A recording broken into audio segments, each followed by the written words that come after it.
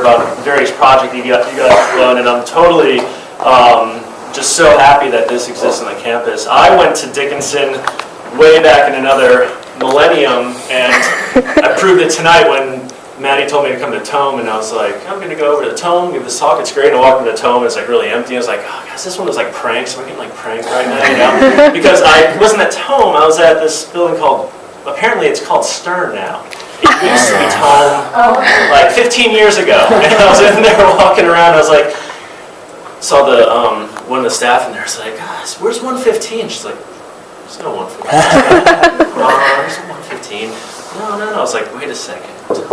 Tome, darn it. And then I think I went to Alt House. Like, this isn't Tome. And I went to James. Funny, I was like, I don't think there are any more buildings on campus. And I got here. So anyhow, now Maddie, you've told me I have a hat. Oh my gosh, blast from the past. So Maddie told me I have half an hour to talk to. Is that true? You can talk from anywhere from a half hour to a whole hour. All right, well, you guys better just cut me off at some point because I usually can't shut up once I get going on these various topics. And yeah, so Maddie said that she got in touch with me and talked, and I don't know, said I should give a talk. And you know, I was like, well, what's that mean? What's a talk? I can talk about all sorts of things.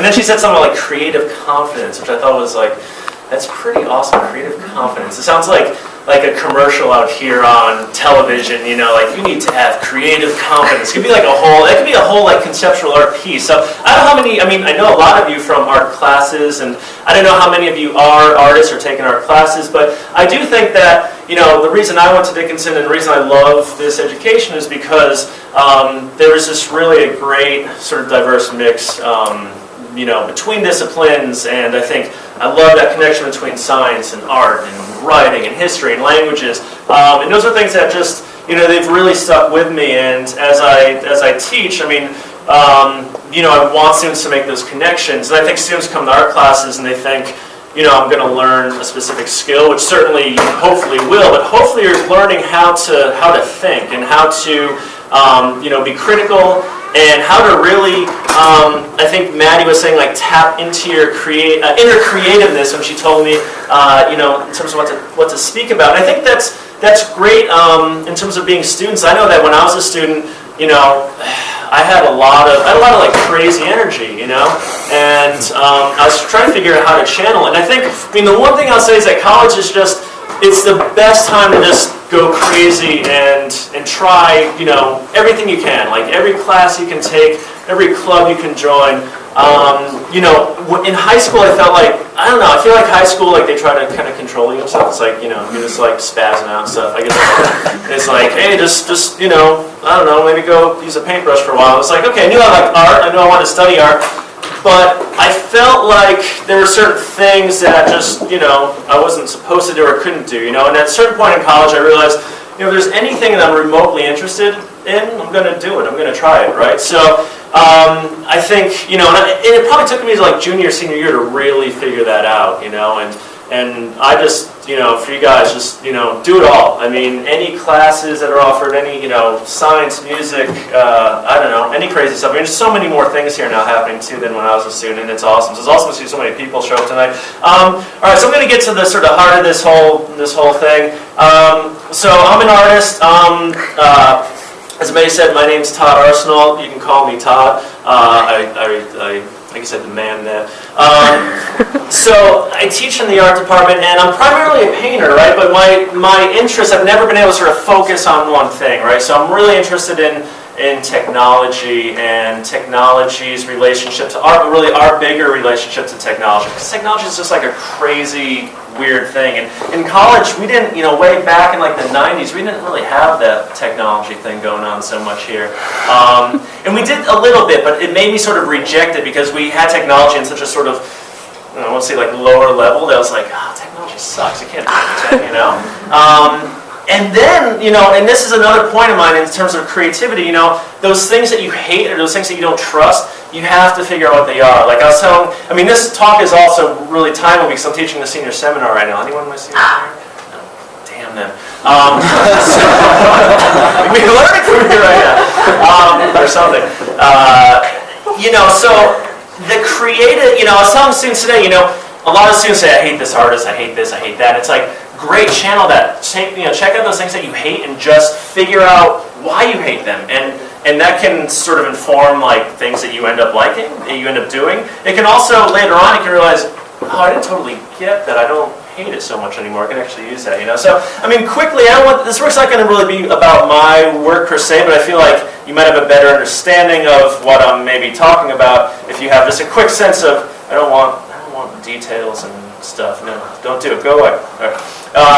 So look at some of my work. I think it's, Maddie's questions were interesting because I think I've been embedded in my work for so long. I sort of like think, this is like the work I made this summer, and I guess I sort of think, well,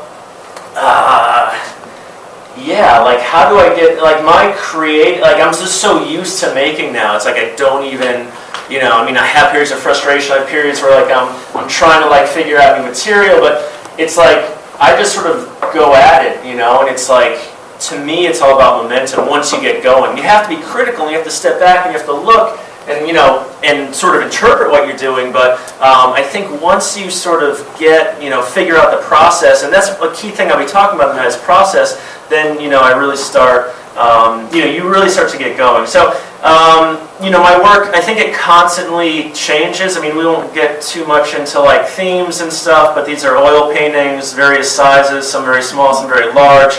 I sort of play with text. I'm really interested in the way we perceive images and the way that, this sort of relationship between what we think is abstract and what isn't abstract, and, sort of trying to conjure up something that seems to be familiar, but you can look at it many different ways. The work is it's very process oriented. I just sort of, get into the studio. I work in many things at once. I think that, in speaking of the creative process, people oftentimes get stuck, and you need, sort of ways to break out of that. And, one way for me is just to work on as many things as I can, and to sort of not put so much pressure on one single piece. I mean, I know artists who have to finish a work from the beginning, and no matter what, what field you're in, I think that there are times when you're sort of more intensely focused on one thing, but I think we also go through phases and shifts in our work, right? There's times when you maybe have less direction, and you are how to solve math. Wow, that was a pretty. The titles get kind of. I try to let the titles do something a little bit different. I think we go through these phases, and there are times when I think the process is much more experimental, and times when you really latch onto something out of that, trial and error, and you just push forward. So, I don't think there's any reason to ever really get stuck. And in the sort of more body of this talk, once we get through my stuff from this summer, we'll sort of see what that means. So, all right, so you get a sense of where my paintings are. They're kind of like damp loyalty, who knows what the hell that means, right? Crazy, they're kind of weird, they're abstract, they sometimes look like shit, which I like, sometimes they look slightly coherent, maybe I know what I'm doing, but that's all, so many conversations there, aesthetics, all that stuff. Let's check out this darn talk here. Let's see, how do I use a computer? Slideshow, I guess. Okay, so I wasn't sure what to, I always feel like I need a title for my talk, so I was going to use, I wanted this didn't work. Trials and Tribulations of the Creative Process. So this was a piece, actually it was laying around my studio today, and I was wondering why it was laying around, and I'd like to keep out work that sort of failed but intrigues me, right? I think it's always good to not just surround yourselves with the good, but have some of the bad around, sort of think like, or seemingly bad. Like this piece actually, when I first made it, well, it was a failed drawing, and I sort of was like, this drawing kind of sucks, what can I write on here? It's like, this didn't work, and I was like, there's something sort of, I don't know, something I kind of like about that, right? But it's not, it's a piece that makes me think. And it's a piece that sort of, I keep these things out so I can look at them and I can always sort of, keep challenging myself. So, the creative process, I put a bunch of words in this talk and randomness. Oh yeah, I don't know, as I was making this, here's a good example of how it works. So I don't like sleeping very much. I wish I didn't have to sleep.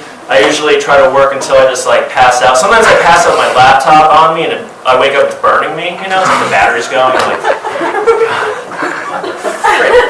So But at night, it's like, I like working at night because I think you let go. The daytime is like, you have so many pressures, right? And you're just, classes and, talks and lectures and this and that, and paying a bill or talking to your parents or whatever it is.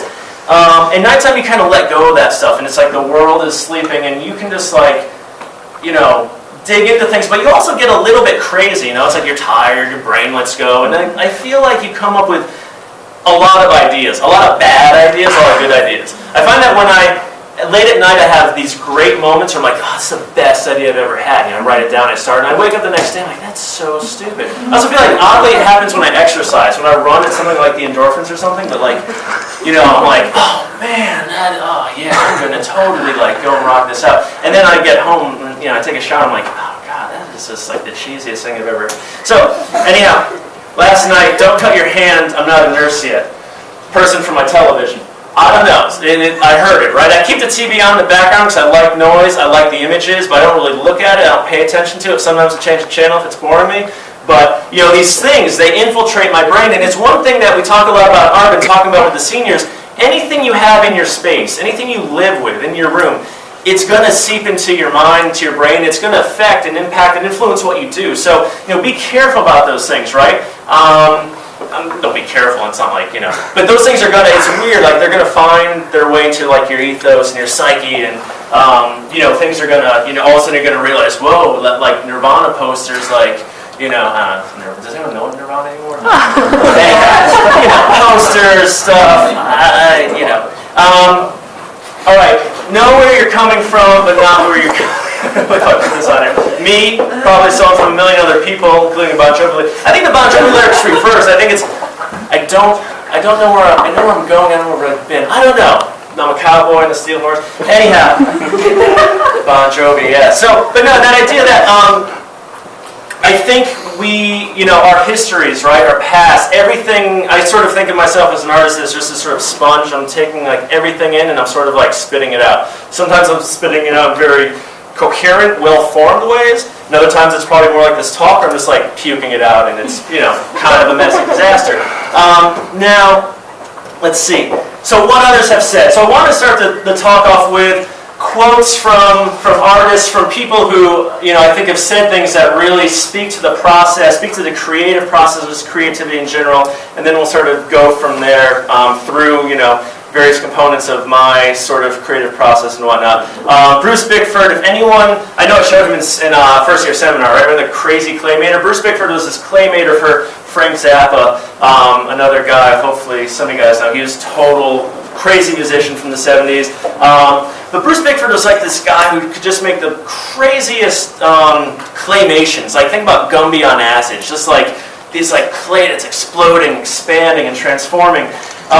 And one of my favorite quotes from him was, I go for the lowest common denominator, just get some stuff in front of the camera and get some action, right? And it's like, sometimes you don't know, that blank slate is your worst enemy, right? And sometimes you just have to get something out there, right? And you can get something out there, and it can be anything, right? But it's something to react to, something to start the process. And I'm a big proponent of just putting down, carrying your journal around, carrying a sketchbook, carrying whatever, writing every idea you have. Sometimes an idea will make sense for 2, 3, 5, 10, 15 years, It takes me a long time to figure stuff out sometimes. There's Bruce working at his little table there, just like, he makes all these really intricate clay things, and he just starts like destroying them. It's such a kind of great process because it's like he puts so much time into it, and then it just turns into this like total madness. Chuck Close, not my favorite artist, but this is a really sort of famous thing that he seems to tell everyone. The advice I like to give to young artists, really anybody who will listen to me, is not to wait around for inspiration. Inspiration is for amateurs. The rest of us just show up and get to work. If you wait around for the clouds to part, a bolt of lightning and go striking the brain, you're not going to make an awful lot of work. All the best ideas come out of the process. They come out of the work itself. It's a little harsh in some ways, right? It's like, well, screw inspiration. And I think that, process is incredible, right? We're going to talk about the sort of like ups and downs of just thinking about process, but also we all have influences. We have inspiration, and you need inspiration, but he's talking about like this idea that, well, now like inspire. You're not always inspired, right? Sometimes you just have to sort of make it happen. There's a piece by Chuck Close. These like crazy sort of pixelated paintings, very sort of photographic, but they deal with all sorts of things. Philip Guston, another great painter, to paint is a possessing rather than a picturing. Is one quote, and then painting and sculpture are very archaic forms. It's the only thing left in our industrial society where an individual alone can make something, not just with his own hands, but brains, imagination, heart, maybe. That second one's great for painters and artists, but that first one, it doesn't have to be to paint is a possessing rather than a picturing, but I think it's anything that you do or that you're trying to really excel in, right, is this idea that you sort of become possessed with it. Here's a great Guston painting. He made these weird sort of cartoonish paintings, just have this like great kind of bizarre quality to them. If we can only pull out our brain and use our eyes. Picasso, right? Once again, that idea that, overthinking, right? There's that time to overthink, there's that time in the process, especially if you're a scientist or, coming at something, I guess if you're an architect, it's probably good to really turn on the brain at a certain point when you want to make sure that building's going to stand up, right? But Frank Gehry, if anyone is familiar with his buildings, Rock and Roll Hall of Fame, things like that, his buildings start off as these like scribbles on a page, right? That he then has people start to figure out, how can I make this scribble turn into something solid? Picasso's Guernica, which, has anyone ever gone to see this in person? You've been to Madrid? Maybe? A couple? It's just like, it was just a transformative experience for me. I mean, this painting is massive, and every reproduction I've ever seen just sort of always made me sort of feel like, all right, I guess that painting is cool. But when you see it in person, it just consumes you. It's insane. So if you're ever in Madrid, definitely go see it. One more quote. If you're sufficiently tenacious and interested, you accomplish what you want to accomplish in this world. Very simple, very straightforward, but it's that idea of tenacity. Alice Neal was one of the great American portrait painters of the 20th century, and she was tenacious. She did it. She made work every day and pushed it, and came up with something that was incredibly unique in her own, right? And that's why I think if you're striving for something that is, like that. All right, dude, I get it. I should work hard, engage in the process, blah, blah. I've been told that since I was 5. Give me a big secret to good shit. How I contact the magic. The magic! We all want the magic. And, so let's start to look at that, because I think that idea, work hard, but where are you sort of pulling from? How do we come up with these ideas? Where do we look? How do we start to put it all together? So, getting into the process. First, connections. Social connections are good, stuff like that. But I'm thinking connections between things and this sort of bigger idea that, everything is connected. That liberal arts sort of idea that we all love to push on you. This is sort of a flow chart. It doesn't really matter what, this says per se, but just the idea that it's great to do something like this, to start to think about, I sort of have painting as the center of my world, right? And then I have these things branching off of it. And it's great to sort of create these sort of taxonomies, these sort of family tree type things where you start to get these ideas out here. Well, if I want to design this, right? If I'm a scientist, I'm doing this. If I want to make a shirt or a dress or do whatever, is write a book, right? What are all these things? What are all these ways that you can,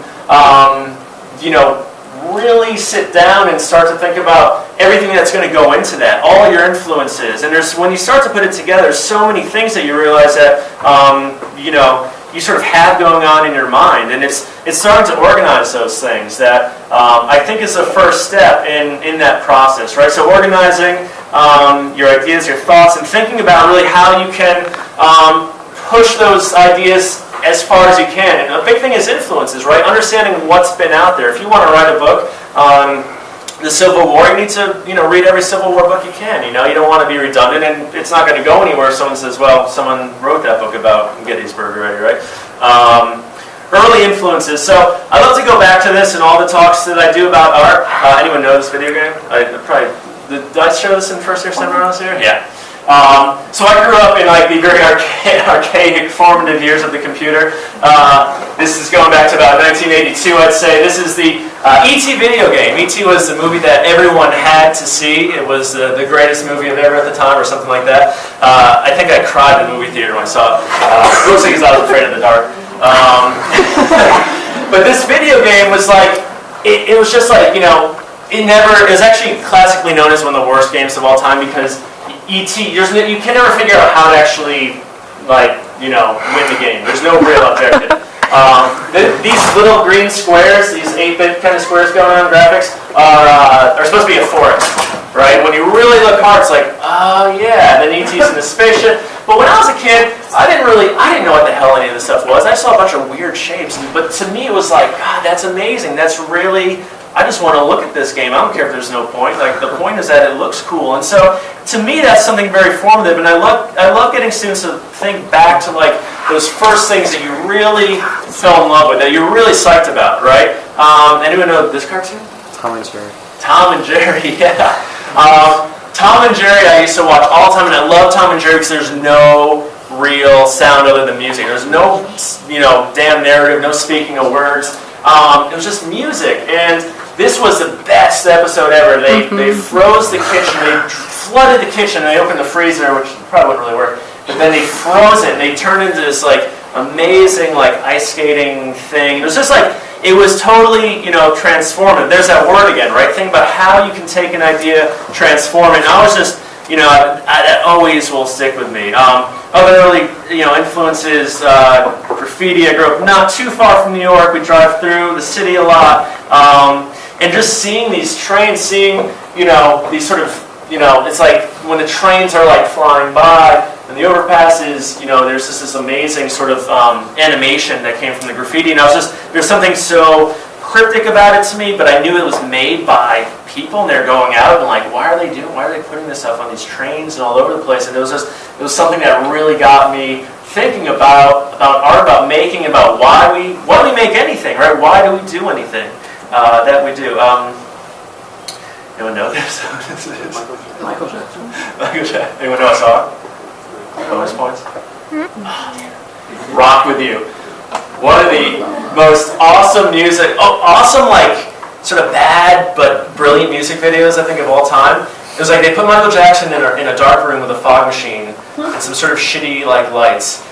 These kind of like kaleidoscopic lights. They put some sequin boots on him and like a sort of like moon suity type. It was almost like it sort of looked like a ski suit or like a from like the early '80s, late '70s, but like sparkly version. And he just all he had to do was dance and sing. See, Michael Jackson wasn't really singing, but it's this crazy laser light show. But it had this crazy atmosphere and it was so bizarre and mysterious to me. And I was just like, why is Michael Jackson locked in this room with like fog, But the light it was just the abstract qualities of this were amazing, like the sparkles off of this suit, and so just something that like mesmerized me. And then I went to Catholic school, and that was another thing. But they would show us these crazy movies. This is Our Lady of Lourdes, that Bernadette, or I don't know. But she would appear to people, and so I'd go home at the end of school, and I'd always think like Mary was going to appear to me, and why isn't she, or like is that But like the imagination, right? Imagination ran wild. Anyone from Connecticut at all, near New Haven? No, like outside of Hartford. Outside Hartford? Yeah. This is in Hamden, Connecticut, and my mom used to take me here when I was young. It's a shopping plaza. The owners loved art, and they commissioned like crazy sort of conceptual art pieces like around this like plaza mall, like strip mall place, which is kind of crazy. And this was called Ghost Parking Lot. It's all these cars that they just like paved over, like they sort of like been there. And it was totally intriguing to me. My mom used to tell me that the people left their cars there overnight and then they paved them, and while there's like shopping and stuff. And I was like, oh man, our car's gonna go. But it became a really cool piece because this is like when it was made, and very quickly, you put like asphalt on a car, it's not exactly very stable, So quickly they just started like decaying, and they became these like nasty, like craggy asphalt, broken, weed-strewn things that were like became even cooler than I think the people around there thought they were really awful. So influences, artist influences, I tell all my students, like, obviously you have to know any subject. Like I said, you have to know your influences. You have to know what's out there, what's been done. You hate it, you love it. And it can be simple things like, for me, this is Leon Kossoff. He makes these crazy paintings that he pushes way too far, to the point where sometimes there's sort of these failures, but they're these kind of beautiful failures. They're sort of muddy, just sort of chaotic. And some of them are totally, masterpieces, and other times it's like, this is one I love. This one to me is a masterpiece, but some of them just get like so out of control and so nasty, but I'd rather see something that's sort of, nasty and like pushed too far than something that's, sort of playing it safe. right? So I think especially when you're coming up with ideas, when you're thinking about process, you have to. I was always, as a student, I was sort of notorious for this, like, killing things. I'd make these paintings, and people would say, that painting was really good, like, 5 hours ago, and then I just took it to the point where it's, like, turned into this, like, kind of like turned into this, but not nearly as good or interesting. It's, like, a bad version of that. But, just, like, really, like, figure out what influences are the things that you're going to really hold close to. It doesn't mean you're going to wear them on your sleeve, or they can be sort of like secret, clandestine. But really like try to sort that stuff out. This is the Wrath of the Medusa, which is a painting that it's just incredible. It's religious to me. I've seen it in the Louvre a few times, and I've sat there in front of it for an hour, like each time, just like totally awestruck. It's a painting I loved before I saw it in person. When I saw it in person, I was like, damn, it's just the craziest, most beautiful painting. The painting has awesome story, awesome history.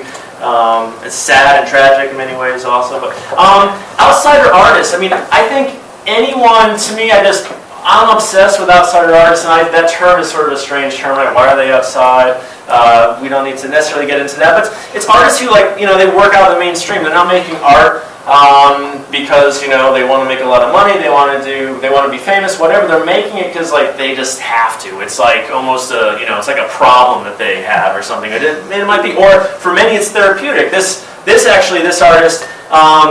He worked as a stenographer for the railroad for most of his life. For 50 years, every day after work, he came home and made these crazy, kaleidoscopic drawings as a sort of way to relieve stress. And he never told anyone about them. And at the end of his life, he actually was still alive, which was nice because he gained a lot of notoriety for them. Because people were like, God, these are just crazy and obsessive. But look at these people sort of take things to to this the highest, most passionate extremes just because they want to or they have to. I think if you can, and then you could dial it down a bit maybe, right? You don't have to totally. Some of these people are coming out of mental hospitals, and Smart Ramirez, who was making this work in the early 20th century, this bizarre, large-scale, crazy drawings. He was in and out of mental institutions, but the work just shows this incredible sense of inventiveness. And I think inventiveness is if you come out of here tonight with a word, I would like it to be inventiveness, because I think, we're living right now in a time when there's a lot of innovation and invention, but there's also, a lot of it feels sort of the same and sort of stagnant. And I think really think about ways that you can be innovative and be inventive and, come up with ideas that really have impact. Adolf Wolfley, really interesting. He's a first sort of well-known outsider artist. He made these just beautiful, beautiful, obsessive drawings, and he actually would notate music in a lot of them, and sort of like gibberish, But I guess he could kind of play it. I don't know, but people have since then been like, you can sort of see the notes in here. He thought it was decorative first. Apparently he would play it, but I guess people have interpreted it and they've played it, and of course it's just like total madness, But it's pretty interesting. So pop culture, I think, obviously we live, we're surrounded by pop culture, and pop culture is, I love sort of looking at it as, usually like cringing and rejecting it, but, I think any artist, any scientist, anyone doing anything, we're living in a certain time period, and we're part of that time, and so, anything you're making, you're sort of, you're part of that conversation and that dialogue, right? So that's important. This is, anyone recognize this? Really awfully bad 70s. Actually, I think they remade it recently. Logan's Run, sci-fi film from the 70s, and another movie that just has like these crazy, like really bad sort of sets, but also like amazingly sort of like weird and strange. And I just always loved the sort of shapes that went on and stuff like that. Sort of subconsciously, around the time I watched this movie, I started making this work, and it was like a few years later, I went back and I saw a Logan's Run thing, and it was like, all of a sudden I made that connection, like, wow, So then I did that. A lot of things happen subconsciously, so the idea that you're exposing yourself to so many, so much different information, and you never know how that's going to come back out, but just try to absorb as much as you can, read, look, write, take it all in. Failure. I always think that failure is just that it's a sort of taboo thing. We don't want to fail. I think in high school, depending on where you go, hopefully I encourage you that it's okay, but oftentimes I think we're put in this box where that word, failure is bad. You have to fail to make any progress, right? So, never in the process be afraid. This is a painting that I made. It's just like, I made it as sort of this thing that I knew would be a failure. It's like, sometimes you need to divert your attention. You need to like redirect it from things that you don't want to kill. So it's like, okay, I took a painting that was actually a sort of an inkjet transfer type thing on a canvas. You can sort of see that photographic information.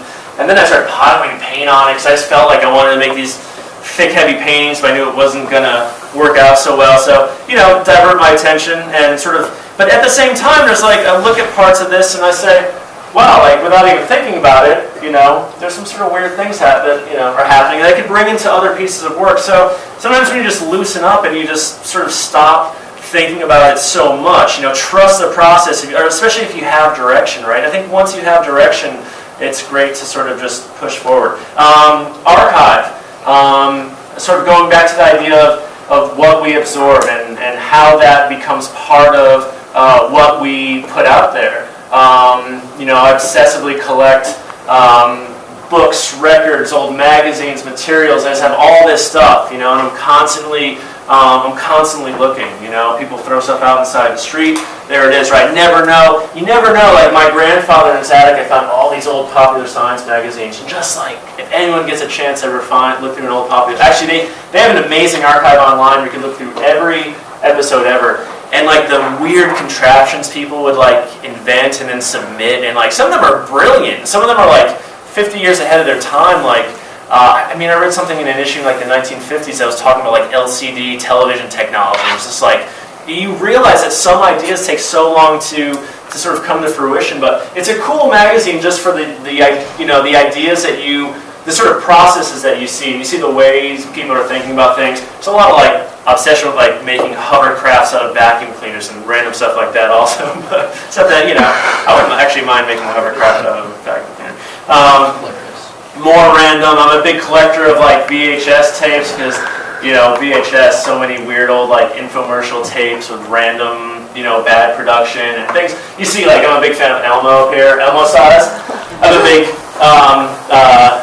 oddly, I have a big collection of like old like exercise tapes. I like to compile them together and get people to like look like they're having like exercise wars. Here's I'm constantly scouring the internet, for like random crazy images and stuff that I want to seep into my work. It didn't work. Hey, this is supposed to play like a movie. Oh, maybe if I click on it. Oh yeah. So these are just like, these are like images from probably like a month at some random time. Media knockback. Oh, damn it, that was an awesome movie I had. Anyhow, it was like 500 like random images that were just like blasting away. And it sort of gives you like a, you'd probably do bad things to people, so. Anyhow, alright, that's just better. Connections, that's not supposed to be there. So I think that's sort of, I don't know. Did I do anything wrong? Did I say anything? Oh my God. Well, I don't know. Do you guys? Well, how long was that? That wasn't too bad. It was about half an hour. 35 an hour. Woo. You guys have any questions or any follow-ups? Yeah. Just have a quick question. So, is there any point in your life when this idea of serendipity, something surprised you in your life that just completely changed where you were heading or what you thought was? Yeah, that's a great question. I think that the best part about that question is I think that serendipity is great, and you have to start to learn, I think, to be. To sort of recognize it, because I think that a lot of good things happen to us constantly, but I think that sometimes we're not always aware, and trying to look for those things. And I think if you look more on a more of a regular basis, and those things definitely happen. I think that the time during graduate school and after graduate school were times when I think a lot of serendipitous things happened in my work, because I think that I went to graduate school. A lot of people go to graduate school to sort of, I mean, in most disciplines, you try to go and refine things and get better at something. I went to sort of grad school thinking, I'm just going to do like everything that feels totally uncomfortable and not natural to me. So it's like, I tried to do the opposite. It's sort of like that Seinfeld episode where George, he does the opposite of everything, right? That comes naturally. And it's sort of like, all of a sudden he's like, oh my God, like this is great. I'm doing the opposite from now on. It's totally perfect. And in grad school, I did that, and I just like, it was one discovery after another. Now, a lot of those things, what happened was I sort of, not that I latched onto the things that I did in grad school, but they made me realize how to better understand the things I went in there doing, right? So the things that before I even went to graduate school that I didn't quite understand yet, right, in terms of my process, in terms of just conceptually things I might like, or just aesthetically things I might like. And by sort of just going against that for a while, it helped me really to sort things out. And a lot of just random chance things happened. And I think at that point I started to realize, like, wow, this is, I have to look for this stuff, And I think that's the key. The key to serendipity is I think that it sort of goes back to that Chuck Close quote, like the lightning strike, Don't necessarily wait around for the lightning strike, but sort of realize that serendipity, you can make those things happen if you're really active, and you're sort of engaged and you're investing yourself in the process, definitely. Anything else? Luke? Like, was it hard for you to work on your own things, other than doing just the homework or assignments that you were given, just your own things? So as a student, was it hard to do yeah? Just working. I was a sort of weird student because I would we didn't have great studio space for artists when I was here, and I would paint my dorm room. My whole life growing up, I would just make art and paint my my bedroom at home, and I would just destroy it. It's covered in paint. My mom at one point was like whatever, you're just gonna do. And so I got to Dickinson, and people were like, what are you doing in your room? Why do you painting easels and stuff? And I don't, I think here's the thing. I think I haven't really used the word passionate. I mean, maybe a little bit, but I think that word can be it can be kind of cheesy, right? But when I was growing up, I knew I loved art. I just felt like I had to do it. I didn't always know why, right? And I looked at a lot of, I wasn't the most talented artist as a kid, in terms of rendering and making stuff. And there's kids who would just draw these crazy cartoons, but I never really I never thought I shouldn't like art because I'm not that good at it. These kids are all better. I just realized I love doing this. There's, for some reason I just feel like I have to do it, and I just never really questioned it. And it was there's always something. And I think getting to college, if anything, I realized sort of how blindly I was going about it.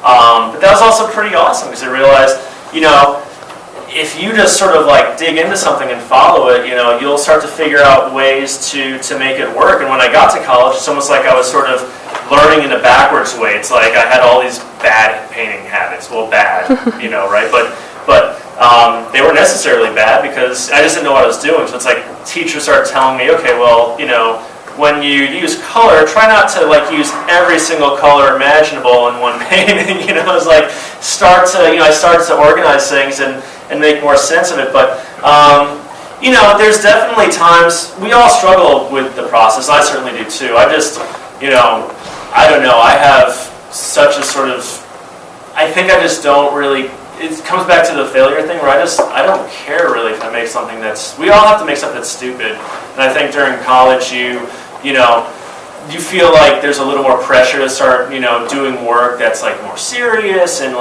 it's going to go someplace, and you're starting to think outside of college and where you're going to go. But don't let that, turn you into someone who's too conservative, try to learn as much as you can about, technical and conceptual things, but also keep taking risks and, just making stuff, because all that is going, it's just going in that pile where it's informing you. And it's I did this at a certain point. I tried this thing. And even when you try something I don't know, let's say I don't know, what's a good example? You want to learn how to play the guitar in college, and it's well, I suck at the guitar and actually don't like it that much, right? But then all of a sudden, like 20 years later, you're like, man, you know, I think I understand why I was attracted to the guitar. You know, it's like things are, you know, things come and go, and trying stuff at any point in your life, and as early as you can, informs you, and I think it really helps you. So that's why I'm a big supporter of just trying to do as much as you can. Don't sit around. Don't sit around too much. Occasionally, I can take a break. Yeah. I was wondering if you could talk a little bit more about, like, I mean, I know I'm sure that when you're doing your work and sometimes you have to sideline it for a little while, and you kind of also talked about how, like in the popular science magazines, like they were before their time, because I think that that's really relevant to a lot of like the ideas that come through here. Like a lot of people come up with ideas, but it just may not be the right time for people, and oftentimes I think people kind of, they sideline it but never come back to it. Yeah. And I was just wondering if you could talk about that and like how important that might be. Yeah, Lauren, that's a great question. I think the gist of your question is that, you know, you're sort of constantly coming up with ideas and you don't always understand them in the moment, or they might fail in the moment, or they might not go anywhere in the moment. And I think that's, you know, don't ever, it's like, it's funny, I mean, I think that's where like that idea of like journals and just like tracking things, or like website, like I use my website now as because I'll like make work so quickly sometimes and I'll like forget about it, you know, so I try to like just, you know, go look at my website once in a while and be like, oh, like I don't really remember making this painting, you know, and I didn't think it was that great at a certain point, but, you know, now it makes sense to me. And so, yeah, I think that, you know, try to somehow, I mean, computers are great like that. Your iPhone or any phone is great, you know, document, you know, take a picture of something, keep a folder in your computer, it's just like ideas, you know, and go back to those, try to revisit those things. But yeah, I mean, I constantly, you know, I'll be working on a lot of things in the studio. Actually, shoot, I think part of my presentation disappeared. That reminded me. I thought I had stuff that I worked on in the studio. You know, I'm constantly in the studio. I try to make a lot of work that just to me is like, I don't have any idea what this is, right? I'm just gonna, like, I found like I had like a bad eBay problem, like at 2 in the morning, where I'm like, you know, I think I need like a 50-foot vinyl billboard, you know, like let me see what I can do with that. And like it'll show up the next week. And I'm like this morning I bought a pen plotter. A pen plotter is like one of the original printers where like it's like an arm that holds an actual pen, and then like it moves around in an XY axis. And I have no idea what to even hook it up to. And I'm like, I'm gonna get that thing, and I don't know. Like I have some weird ideas to like, you know, maybe I can, I don't know, we'll see. But anyhow, yeah, I mean, I think that experimentation thing, like you have a lot of things going on and it's just something like, there's something in your head. It's like, I don't know what this is. I mean, do it, put it on paper, get it out there, make it, and then let it sit. And yeah, like 2, 3, 4, 5 years. I mean, I constantly go back to stuff. I constantly find stuff in my studio that I pick up and I'm like, whoa, I made this like 4 years ago and I thought it was just this, you know, stupid thing. And now, like, I totally get it, and like, I'm gonna make a whole new series of work based on it, you know. And I think, you know, yeah, I mean, I think that idea of like the laboratory and all these like crazy things you have kicking around. Yeah, I mean, you always go back to things. Life is sort of like this weird, like, I've had teachers and people, friends describe it as like it's like a cul-de-sac, or maybe it's like a highway. I don't know. It's, you know, you kind of go here and go there and go back. Anyhow, I think did you have a question back there? Or? Yes, I'm wondering how you find the balance between really being in a moment and reveling in it for that actual experience and capturing it, then artistically creating that lens that is always there but not always is present, and seeing how can I create in this moment. And for me, they're sometimes divided. Mm-hmm. And it's interesting. I wish I could do both at all times, always be in that artistic harmony, but then sometimes that takes me away from that moment. So as an artist, how you deal with that? Yeah, that's a really cool question, because I think that that idea of like being in this sort of like perfect moment where you're just like creating, and it's almost like you're subconsciously doing it in a way, right? You're not even really, it's like you've sort of fed yourself with all this information and you know what you want to do, but you get to this point where you sort of like let go and it's just like happening.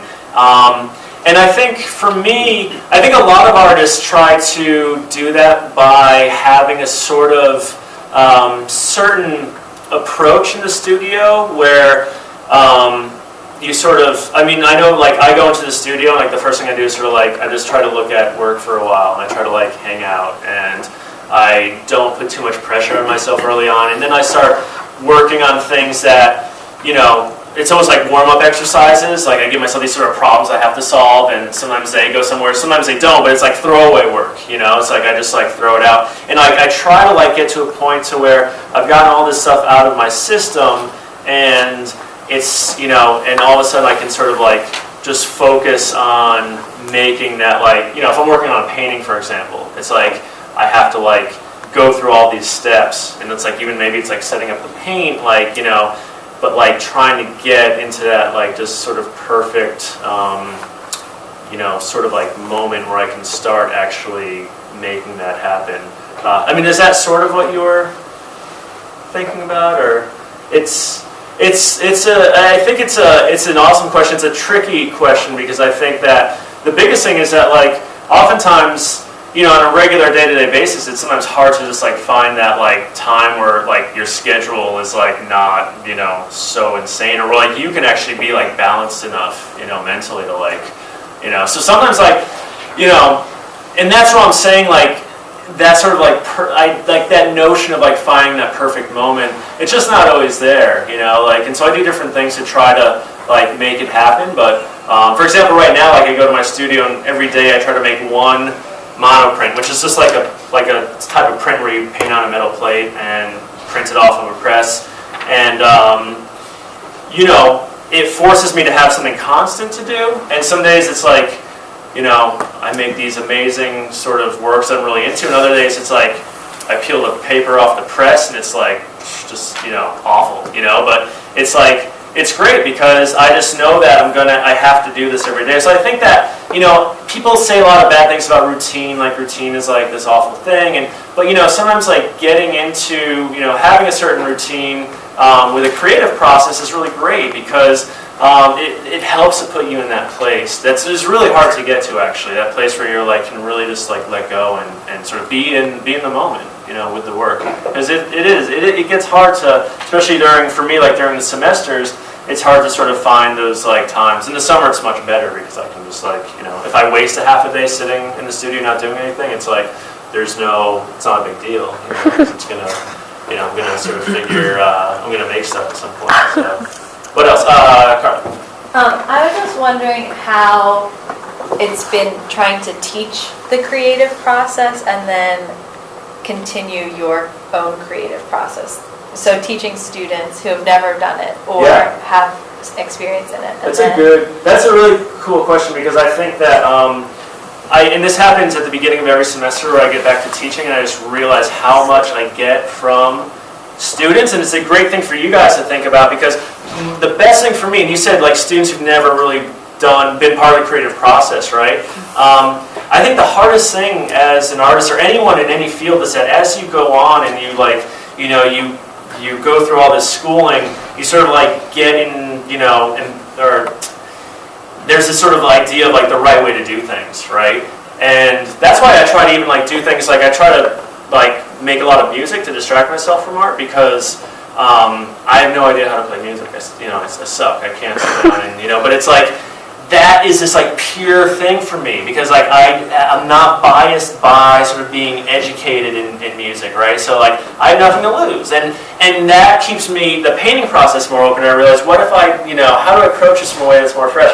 And when I teach students, it's like when I teach a painting class or a drawing class, and I see the things students are doing that just like very intuitive, and it's just like this raw energy, and it makes me realize, you know, that's the thing that you can't, you lose it. A lot of people lose it, but you really can't. You have to maintain that sort of, I don't want to call it like, it's just like this sort of very sincere, honest approach to the work. It's intuitive, it's very raw, and I think that, you know, when I look back at being a student, that raw energy was like something that like was so incredible to have, and it was unformed.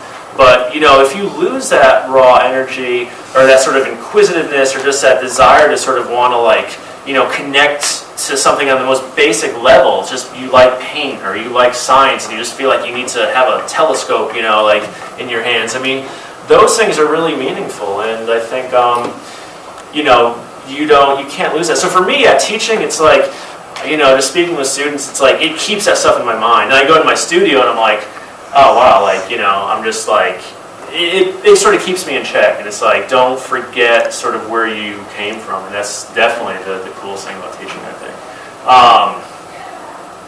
Anything else? Yeah.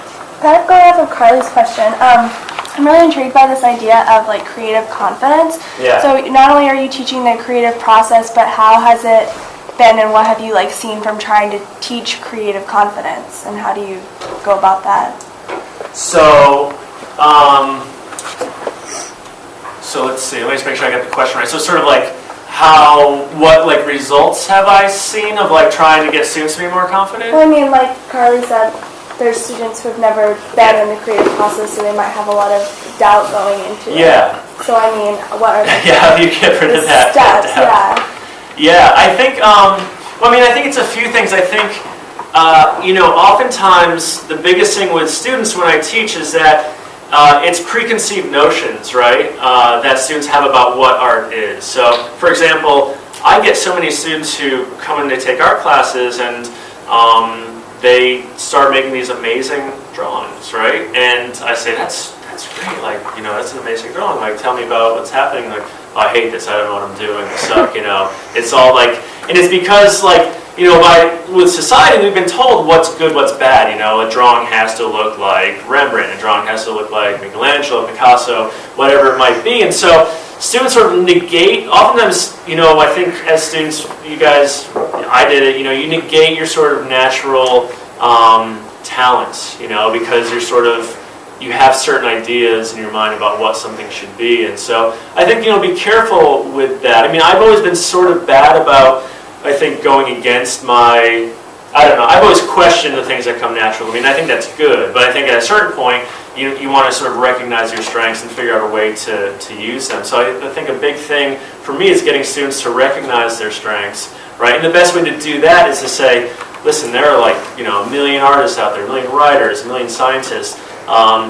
Look at what this artist made, look what this artist made, and start to get them to see the sort of history of making and get them a better sense of where their work fits in, and just expand, right, the idea of what art is, what anything is, right? When you come into college, oftentimes your sort of knowledge of any given field is limited, right? And it's usually what you know about it is only really, is barely scratching the surface, right? And so as you get more and more and more into something, all of a sudden, that's when the confidence comes in, because you realize, well, I have something to offer, and all these people have gone through the same struggles I have, and I've been doing, and I do stuff similar to this. So it's just really, I think it's the knowledge thing. The more knowledge you have, the more confidence you have, and the more you realize that it's gonna go somewhere. The more you learn about it also.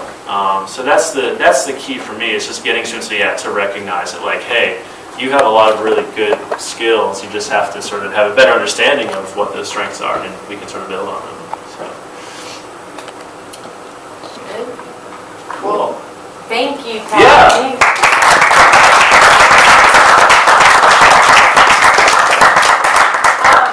So like we said, this is the first in a series of 3 for creative confidence. So we hope you come to our next one. This one was awesome, so thank you. Yeah. We're going to just wrap the night up the way we always wrap it up, with shameless plug.